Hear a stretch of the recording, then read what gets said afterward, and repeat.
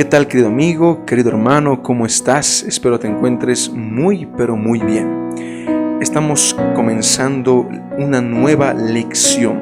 En este caso estamos en la lección número 13 que lleva por título El proceso del juicio.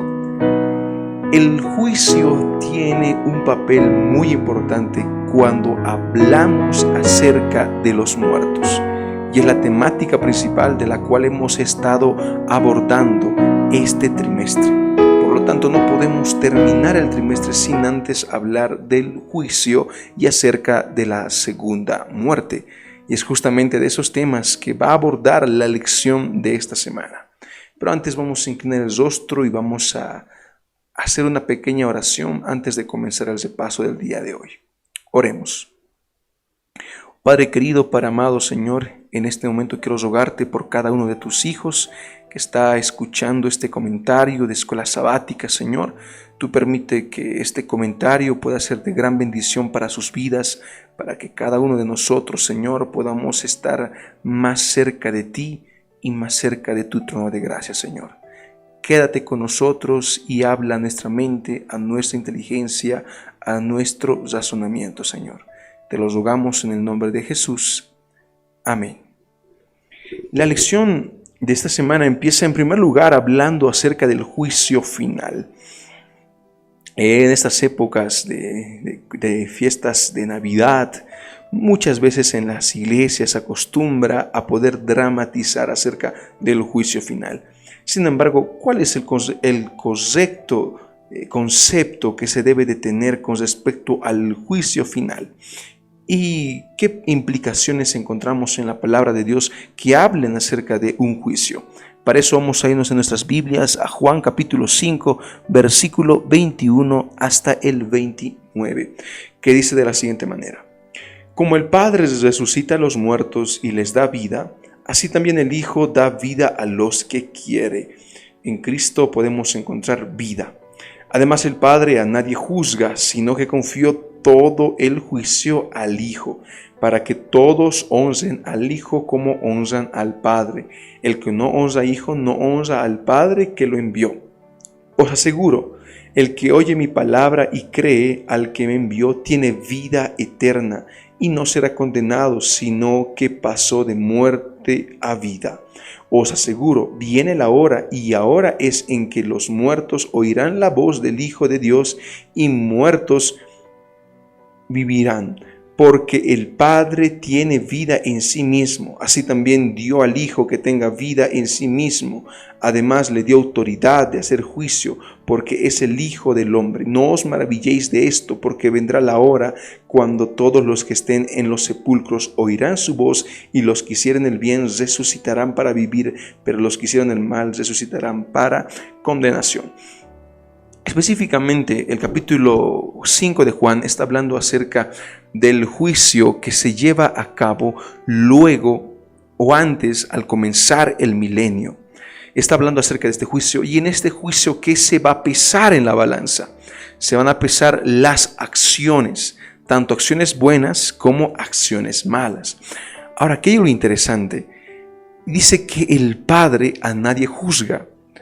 Por lo tanto, esta labor se le ha sido confiada ¿a quién? Al Hijo, que es Jesucristo. Ahora, aquí hay una contradicción o un cierto punto de quiebre, porque muchas veces llegamos a pensar que Jesús es nuestro abogado. Y Primera de Juan es claro en ese tema, porque él presenta a Jesucristo como nuestro abogado. Incluso el versículo mismo menciona y dice: hijitos míos, estas cosas os escribo para que no pequéis. Pero si alguno hubiera fallado, abogado tenemos con el Padre, a Cristo Jesús nuestro Señor. Es decir, Jesucristo también tiene el papel de abogado. Pero es interesante que en el tema del juicio a Él se lo presenta como juez. ¿Cómo es esto posible? ¿Cómo es posible que el propio abogado pase a ser tu juez? Pues mira, si hablamos legalmente, tú ya tienes el juicio ganado si tienes al abogado. Porque si tú en primer lugar contratas los servicios de Jesús como abogado, pues de cierta manera tienes más probabilidad de poder ser salvo cuando Él sea el juez, porque ya trabajó para ti como abogado.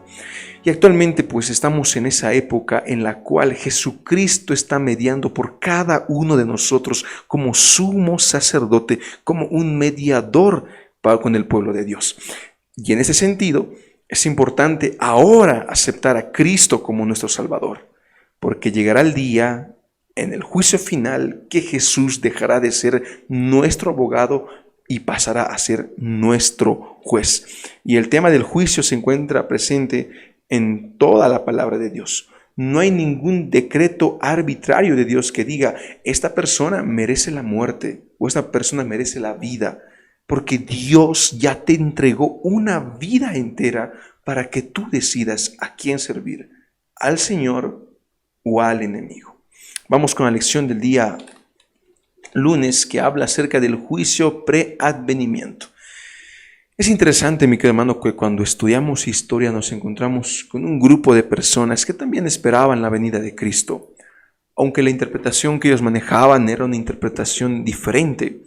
Nosotros de cierta manera creemos en la segunda venida de Cristo en una etapa premilenarista, en el sentido de que nosotros creemos que Cristo va a venir antes del milenio. Ahora, hay gente muy bonita, gente muy hermosa, que afirma y cree firmemente que el milenio se llevará a cabo antes de la segunda venida de Cristo. Pero vamos a hablar acerca de este juicio preadvenimiento, que habla acerca de un juicio antes de que empiece el milenio. ¿Ok? Antes del tiempo de gracia, antes de la segunda venida de Cristo, hay un juicio de preadvenimiento. Y este juicio de preadvenimiento, pues de cierta manera tiene sentido con el capítulo 7 de Daniel, donde nos habla acerca de una escena de juicio. Vamos a buscarnos Daniel capítulo 7, versículo 9 hasta el 14. ¿Ok? Vamos a la lectura, dice así. Mientras yo miraba, fueron puestos tronos, y un anciano de muchos días se sentó. Su vestido era blanco como la nieve, y el cabello de su cabeza como lana blanca, limpia. Su trono llama de fuego, y sus ruedas fuego ardiente. Un río de fuego salía delante de él. Miles de millares le servían, y millones de millones asistían ante él. El tribunal se sentó en juicio, y los libros fueron abiertos. Aquí en el capítulo 7 de Daniel, Daniel está describiendo una escena de juicio. Los libros son abiertos, el tribunal se prepara para dar inicio a un juicio. Pero miren qué sucede a continuación de esto. Entonces miré a causa de las palabras tan arrogantes que hablaba el cuerno, miré hasta que mataron a la bestia y su cuerpo fue deshecho y entregado para ser quemado en el fuego. A las otras bestias se les había quitado su poder, aunque se les concedió una prolongación de vida hasta cierto tiempo. Seguí mirando en la visión nocturna y vi en las nubes del cielo que venía como un hijo de hombre. Llegó hasta el anciano y fue llevado ante él. Aquí hay algo importante. Habla acerca del Hijo del Hombre. Daniel es un libro simbólico. Gran parte de su literatura está en un lenguaje simbólico para poder interpretarlo. Pero lo interesante de esta escena es que en primer lugar presentan un juicio, presentan a un tribunal que está preparándose para un juicio, pero en medio de ese tribunal viene alguien con apariencia de hijo de hombre, alguien que está representando a la humanidad. Y cuando esta persona viene, se presenta delante del tribunal, como que desafiando al tribunal. Alguien se preguntará, ¿quién es ese hijo de hombre? Mi querido hermano, esta persona no es otra persona más que Jesucristo, que al recuperar el dominio de la humanidad, muriendo en la cruz, lo que él hizo fue ascender al cielo a un juicio que empezaba a llevarse a cabo. Y a este juicio se lo conoce como el juicio de preadvenimiento, es decir, antes de la venida de Cristo. Ahora, algo importante que tenemos que tomar en cuenta es la profecía de los 2300 tardes y mañanas que terminaban en 1844, cuando el santuario celestial sería purificado. Entonces, ¿Qué tiene que ver la purificación del santuario con la escena de este juicio? Pues tiene que ver mucho, mi querido hermano. Porque cuando Cristo asciende al santuario y se encuentra en primer lugar en la cruz, en el atrio, para luego ubicarse en el lugar santo, a continuación lo que sucede es que Cristo deja su ofrenda, su cuerpo como ofrenda, para ahora entrar al lugar santísimo, para purificar el santuario. Y a este evento, a esta escena se la conoce como juicio del preadvenimiento, que comenzó el año 1844. A muchas personas a este juicio lo llaman como el juicio investigador, en el sentido porque Cristo, desde esta época, las personas que aceptan a Cristo, pues están aceptando a Cristo en la etapa del sellamiento. En este momento, mi querido hermano, se está llevando a cabo un sellamiento silencioso. No es un sellamiento físico, no es un chip, no es una marca, no es un carnet. El sello del enemigo tiene que ver con adoración. Y lo mismo sucede con los hijos de Dios. El sello de Dios tiene que ver en la manera que tú adoras y sirves a Dios. Y el juicio del preadvenimiento empezó el año 1844. Vamos a continuar con la lección y vamos a hablar acerca del juicio durante el milenio. Y para eso vamos a buscarnos primera de Corintios capítulo 6. Y vamos a encontrar una importante enseñanza. Primera de Corintios capítulo 6 versículo 2. Muy bien, el versículo dice de la siguiente manera: ¿no sabéis que los santos han de juzgar al mundo? Y si vosotros vais a juzgar al mundo, ¿seréis incapaces de juzgar casos de menor importancia? Aquí Pablo está hablando de un tema muy importante. Pablo dice que los santos van a juzgar a los hijos de Dios. ¿Y qué tiene que ver este grupo de santos? Personas que reconocieron y aceptaron a Cristo como su Salvador. Personas que son santificadas en el nombre de Dios. Son esas personas que podemos considerar como santos. Y dice que los santos tienen un papel dentro del milenio. En esa etapa, los hijos de Dios pues se encargarán de poder determinar a las personas que podrán llevar la vida eterna. Y el juicio durante el milenio nos habla acerca de eso, de que incluso los santos reinarán con Cristo en el cielo. Ahora, ¿por qué razón realizar esta escena? ¿Por qué razón confiere tanta responsabilidad al ser humano? Solamente por una razón: para que el mundo entero y el universo entero esté convencido que realmente es a través de la vida que uno puede encontrarse con Jesús. Es a través de la consagración, de la dependencia que uno puede encontrarse con Jesús. Pero el dato más importante que se revelará allí, en ese tribunal durante el milenio, es el amor de Dios. Es el amor que Dios tiene por toda la humanidad. Porque cuando las personas vean toda la paciencia y todo el amor que tuvo Dios, no les quedará más que aceptar a Jesús como su Salvador. Y es la labor a la cual tiene que conducir cada hijo de Dios. Vamos a continuar y en este momento vamos a irnos al juicio ejecutivo. Para eso vamos a buscarnos segunda de Pedro, capítulo 2, versículo 4 al 6. Bien, vamos a la lectura, segunda de Pedro 2, 4 al 6.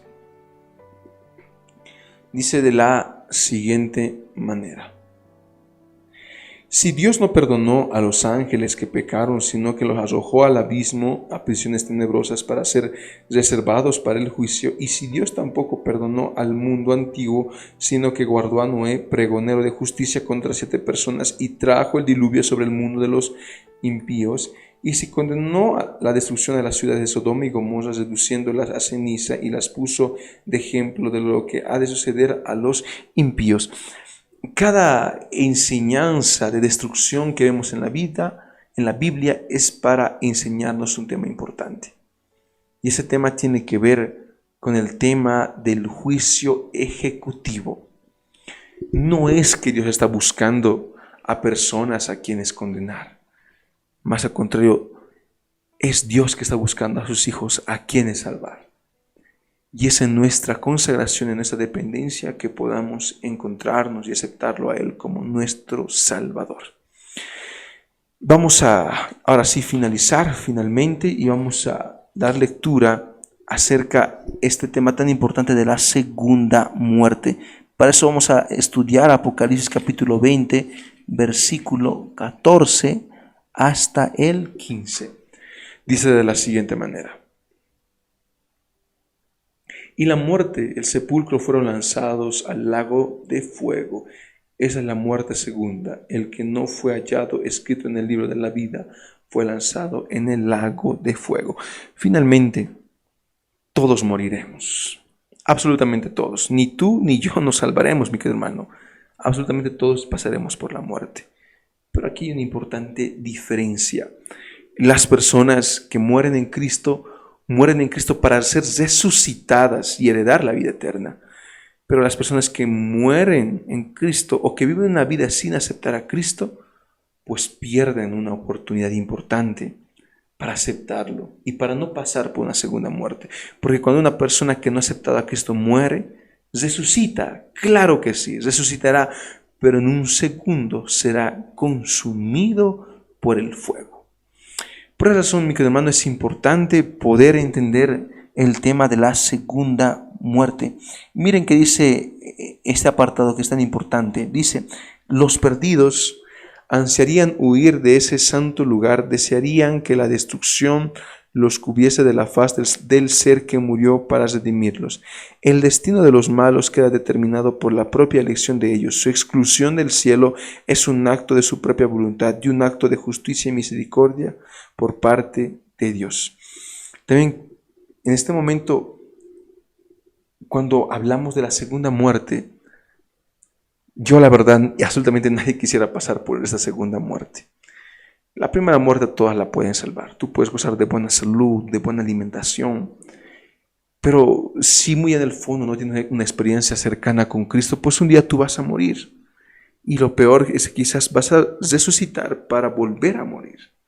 Por eso toma buenas decisiones. Pide a Dios que te dirija en cada decisión que tú vayas a tomar y que todo sea dirigido por la mano poderosa de Dios.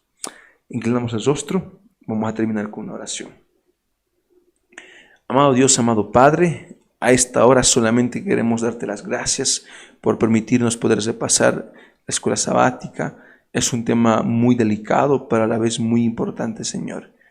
Que estoy muy seguro, querido Padre, Dios va a estar cada momento con nosotros. Ahora pues ayúdanos a poder seguir aprendiendo de ti, a poner nuestra vida en tus manos, Señor. Y ayúdanos a poder caminar contigo cada momento de nuestra vida. Te rogamos todo esto en el nombre de Jesús. Amén. Muy bien, querido amigo, querido hermano, espero que este comentario sea de gran bendición para tu vida. Conmigo será hasta la próxima semana y con la última lección de la escuela sabática de este año. Será una lección importante, por lo tanto quiero rogarte que tú no puedas perderte este comentario de la escuela sabática de la siguiente semana, la lección número 14. Que Dios te bendiga grandemente. Hasta luego.